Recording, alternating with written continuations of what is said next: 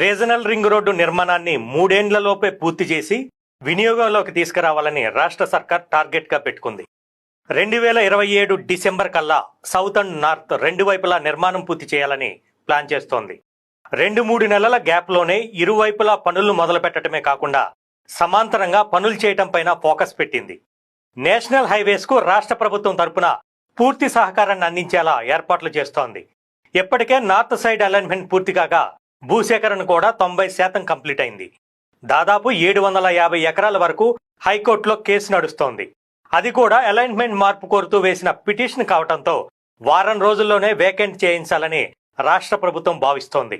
ఇక సౌత్ కు సంబంధించి ఫ్యూచర్ సిటీని దృష్టిలో పెట్టుకొని అలైన్మెంట్ ప్లాన్ చేస్తున్నారు. అది పూర్తి కాగానే కేంద్ర మంత్రి నితిన్ గడ్కరీని కలిసి రీజనల్ రింగ్ రోడ్డు పనులను వేగంగా పూర్తి చేసేలా ప్రభుత్వం తరపున యాక్షన్ ప్లాన్ అందివ్వనున్నట్లు తెలుస్తోంది.